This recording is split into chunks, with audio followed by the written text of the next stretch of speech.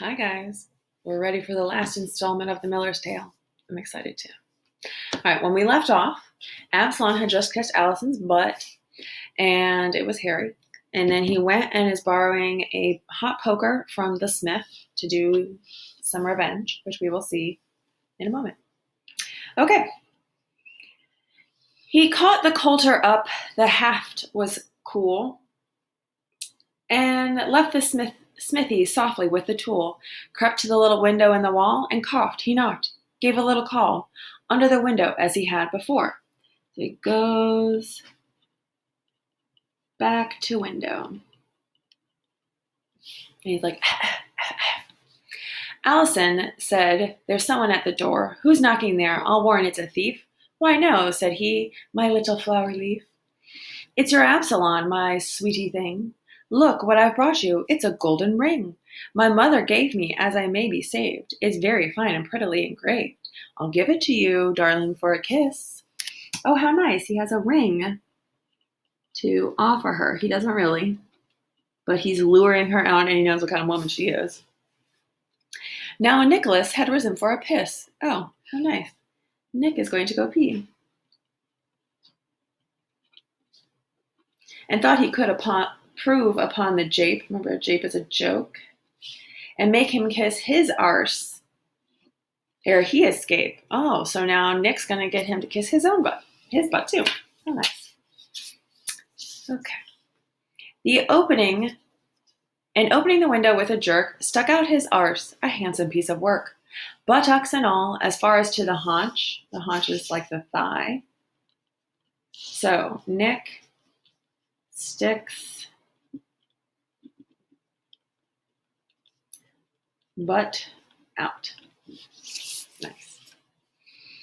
Said Absalom, all set to make a launch, "Speak, pretty bird, I know not where thou art," because it's so dark. This Nicholas, at once he let fly a fart. He farted in his face so that, he could find him. As loud as if it were a thunderclap. He was near blinded by the blast, poor chap. But his hot iron was ready. With a thump, he smote him in the middle of the rump. Smote means strike. So he shoves the hot poker in Nicholas's butt.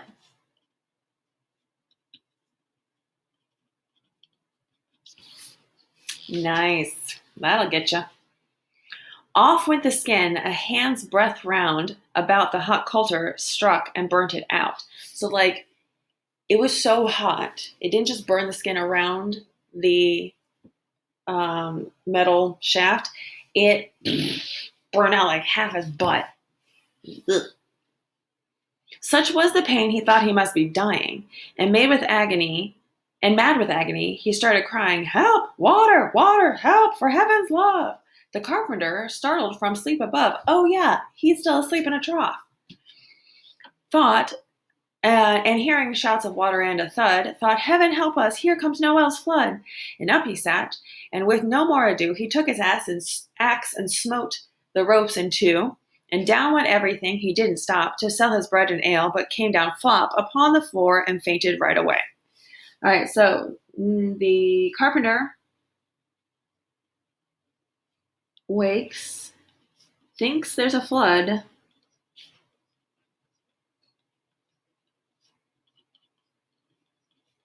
and chops ropes and boat drops, and he faints. Yeah, that's unfortunate. Okay, up started Allison and Nicolay and shouted help and murder in the street. The neighbors all came running up in heat and stood there staring at the wretched man. He lay there fainting, pale beneath his tan. His arm, in falling, had been broken double. Aw, Carpenter's arm got broken too. But still he was obliged to face his trouble, for when he spoke he was at once borne down by Nicholas and his wife. They told the town that he was mad. There'd got into his blood some sort of nonsense about Noel's flood. that vain imaginings and fantasy had made him buy the kneading tubs, that he had hung them in the rafters up above, and that he begged them both for heaven's love.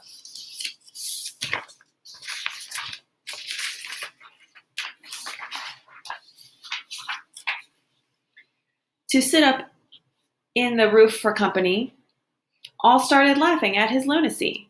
Okay, so Allison and Nick say the carpenter is crazy and had them saying things about there being a flood and made them sit in these tubs, and they just went along with it because he's crazy.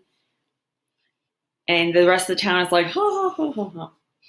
All started laughing at this lunacy and started upstairs to gape and pry and joke, and treated all his sufferings as a joke. Poor carpenter. No matter what the carpenter asserted, it went for nothing. No one was converted. With powerful oaths, they swore the fellow down, and he was held for mad by all the town. That's too bad. The students all ganged up with one another, saying, "The fellow's crazy, my dear brother." And everyone among them laughed and joked, and so the carpenter's wife was truly poked. Nice. As if his jealousy to justify, and Absalom has kissed her nether eye. Nether is like the under eye, the below eye, butthole. Remember, Absalom kissed her butthole. And Nicholas is branded on the bum. And God bring all of us to kingdom come. Okay, so she was cheating on her husband. Now, if we'll remember, there was a theme that I said was going to be the reason for this whole story. And if you'll flip to the beginning, we have the star that we wrote saying, this is the theme, okay? A man should marry someone like himself. A man should pick an equal for his mate. Youth and old age are often in debate. And so this story proved it by, she was taking advantage of him. She had lots of lovers, that sort of thing. Now, this was the miller's tale. Now, remember in the beginning, we learned about the miller. The miller is very outgoing, very bawdy, and that sort of thing. And so he would obviously tell a story where these kinds of things happen because this is what interests him and has made him popular. And so he's telling a story that would make other people laugh. So hopefully he could win the prize. So we'll see.